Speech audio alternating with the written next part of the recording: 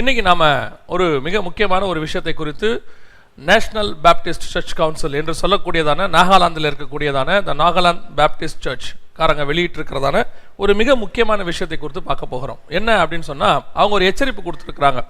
எதை பற்றின எச்சரிப்பு கொடுத்துருக்குறாங்க அப்படின்னா, church of almighty God or eastern lightning அப்படின்னு சொல்லக்கூடியதான ஒரு கள்ள உபதேசம், துரு உபதேசமானது இப்பொழுது சைனாவிலிருந்து பக்க வழியாய் நாகாலாந்துக்குள் நுழைந்திருக்கிறது.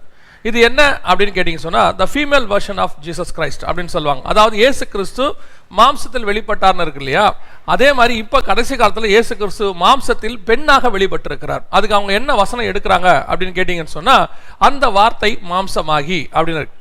அதில் இயேசு மாம்சமாகி வந்தார்ன்றது முடிஞ்சிருச்சு. இப்போ திருப்பியும் அவர் மாம்சமாகி வந்திருக்கிறாரு, ஒரு பெண் ரூபத்தில் வந்திருக்கிறாருன்னு சொல்லி யாங் ஜியாமெங் அப்படின்னு சொல்லக்கூடியதான ஒரு அம்மா, அவங்களுடைய வெர்ஷனில் தான் இயேசு வெளிப்பட்டிருக்கிறாருன்னு கடைசி காலத்தில் வெளிப்பட்டிருக்கிறாரு அப்படின்னு அவங்க சொல்லியிருக்கிறாங்க.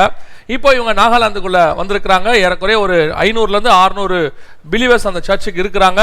ஒரு ஃபேஸ்புக்கில் மட்டும் ஃபாலோயர்ஸ் வந்து 3500 பேருக்கு மேலே இருக்கிறாங்க. இப்போ வேகமாக பரவுவதாக ஒரு எச்சரிப்பு கொடுக்கப்பட்டிருக்கிறது. சரி, இந்த மாதிரி ஒரு கல்ட் உபதேசம் ஏதோ வரும் போகும், அது ஆனால் பல காலங்களில் இப்படி நடந்துக்கிட்டே இருக்குது.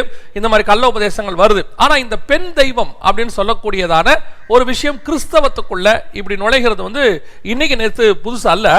இது வந்துட்டு யூத மார்க்கத்தில் இருக்கும் போதே வானராக்கினி இருந்ததாக எரேமியா புஸ்தகத்தில் வாசிக்கிறோம். இந்த குயின் ஆஃப் ஹெவன் அப்படின்னு சொல்லக்கூடியது. இந்த குயின் ஆஃப் ஹெவன் கான்செப்டே சரியா தப்பா அப்படின்னு பார்த்தீங்கன்னு சொன்னால், ஹெவனுக்கு குயினே கிடையாது, கிங் தான் இருக்கிறார், நம்முடைய பிதாவாகிய தேவன். பொதுவாக நாம் நம்ம ஆண்டவரை புரிஞ்சுக்கிற விதம் வந்து கொஞ்சம் டிஃபரெண்டாக இருக்கிறது.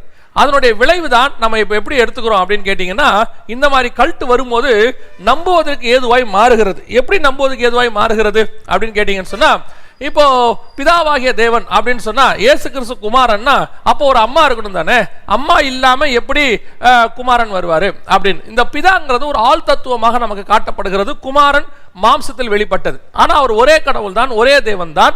அது ஆதியிலே அவர் ஒருவராகத்தான் இருந்தார். இப்போ கூட அவர் ஒருவராக தான் இருக்கிறாரு. அது திருத்துவம், அது எக்ஸ்பிளனேஷன் ஏற்கனவே நிறைய கொடுத்துட்டோம். சரி, இப்போ நம்ம அங்கே போக வேண்டாம். இப்போ தேவன் வந்து ஆணும் இல்லை பெண்ணும் இல்லை. அவர் வந்து இன்னும் சொல்ல போனால் அவர் வந்து ஒரு ஆணுமாக பெண்ணுமாக சிருஷ்டித்தார் இருக்கு இல்லையா ஆதாம, அந்த ஸ்டேட் தன்னுடைய ரூபத்தின்படி தன் சாயலாகவும் அவனை படைத்தார். அப்படி இருக்கும்போது தேவனை ஆண் பெண் அப்படின்னு நீங்கள் பிரிக்கவே முடியாது. இன்னும் கூட ஒரு சில மார்க்கத்தார் கேட்குறாங்க, என்ன சொல்லி கேட்குறாங்கன்னு சொன்னால், அப்போ இயேசு குமாரன்னா பிதாவுக்கு அம்மா இல்லையா, அம்மா தேவை இல்லையா, அம்மா இல்லாமல் எப்படி பையன் வருவார் அப்படின்னு சொல்லி ஒரு சில மார்க்கத்தார் கேட்குறாங்க. தேவன் மண்ணிலிருந்து எல்லாவற்றையும் உண்டாக்க வல்லவர், வார்த்தையிலிருந்து உண்டாக்க வல்லவர். அவர் ஒரு தாய் மூலமாக தான் ஒருத்தரை உண்டாக்கணுன்ற அவசியமே கிடையாது. அதனால இந்த குயின் ஆஃப் ஹெவன் கான்செப்ட் எங்கிருந்து வருது அப்படின்னு கேட்டீங்கன்னு சொன்னா, ஏதேன்ல சர்வமானது ஸ்திரீயானவளை வஞ்சித்ததன் விளைவாக அந்த ஒரு பார்ட் அவங்க கிட்ட போயிருச்சு. அதுல இருந்து இந்த காம்பினேஷன் உருவாகுது. இது முழுக்க முழுக்க எங்க உருவாச்சுன்னு பார்த்தீங்கன்னா, 11ஆம் அதிகாரம் ஆதியாகமத்தின் புஸ்தகத்தில் பெண் தெய்வ வழிபாடு ஆரம்பிக்குது. இதுக்கான விளக்கம் வெளிப்படுத்தல் 17:5 இருக்குது. மகாபாபிலோன் வேசிகளுக்கும் பூமியில் உள்ள அருவருப்புகளுக்கும் தாய் என்னும் கான்செப்ட் அங்கதான் உருவாகுது. அங்கதான் வந்து இந்த பெண் தெய்வ வழிபாடு முழுவதுமாக கொண்டு வரப்பட்டது. இந்த செமிராமிசை குறித்தும் அதுல வந்து அதுக்கப்புறம் வந்த தேவதைகளை குறித்தும் எல்லாமே நம்ம பார்த்தோம். ஸோ இந்த பாபிலோன் தான் அன்னைக்கு பிசாசினுடைய ஹெட் குவார்ட்டர்ஸ் ஆக இருந்தது. நிம்ரோத் அதுக்கு மூல காரணராக இருந்தான். அவனுடைய மனைவியாக இருந்த செமிராமிஸ் தான் இவ்வளவுக்கும் காரணம் என்பது சரித்திர குறிப்பு நமக்கு சொல்லுது. ஸோ இந்த பெண் தெய்வ வழிபாடு அப்படிங்கிறது கிறிஸ்தவத்தில் கிடையாது. இந்த பெண் தெய்வ வழிபாடை கொண்டு வந்து கடைசி காலத்தில் இந்த பெண் தெய்வ வழிபாடு நமக்குள்ளேயும் கொண்டு வந்து குயின் ஆஃப் ஹெவன் கான்செப்ட் எல்லாம் கொண்டு வந்துட்டு இப்போ உருவாக்கி வச்சிருக்கிறாங்க. சரி, இதை நம்ம ஏற்றுக்கொள்றதில்ல, வேதத்தின்படி நம்ம அக்செப்ட் பண்ணி கொள்றதில்ல. ஆனால் இப்போ புதுசா இந்த மாதிரி பக்க வழியாக நுழையக்கூடியதான கல்ஸ், ஓநாய்கள், இதை குறித்து நீங்கள் கொஞ்சம் ஜாக்கிரதையாக இருக்கத்தான் வேண்டும். ஏன்னு சொன்னா 1964 world mission society church of God அப்படின்னு சொல்லக்கூடியதான ஒரு நிறுவனம் சவுத் கொரியால ஆரம்பிக்கப்பட்டது. இதுக்கு வந்து மதர் காட் அப்படின்னு ஒருத்தர் இருக்கிறாங்க. அதை ஸ்தாபிச்சவர் இறந்துட்டாரு. அதுக்கப்புறம் அந்த மதர் காட்னு சொல்லக்கூடியதான அவங்க தான் கடவுளாக வழிபடப்படுறாங்க. இதுவும் கிறிஸ்தவத்துக்குள் இருக்கக்கூடியதான ஒரு காரியம். இதே மாதிரி ஒரு கான்செப்ட் ஆஸ்திரேலியாவிலும் இருக்கிறது. அங்க இருக்கிறவங்க ஒரு தடவை மெயில் பண்ணும்போது இந்த மாதிரி ஒரு கான்செப்ட் இங்க இருக்குது அப்படின்னு சொல்லி அவர்கள் தெரியப்படுத்தி இருந்தார்கள். ஸோ இந்த பெண் தெய்வ வழிபாட்டை எப்படியாவது உண்மை கிறிஸ்தவத்துக்குள் கொண்டு வருவது, நான் சொல்ற வார்த்தையை நல்லா கவனிங்க, உண்மை கிறிஸ்தவத்துக்குள் பெண் தெய்வ வழிபாடை கொண்டு வர வேண்டும் என்பதுதான் பிசாசினுடைய நோக்கம்.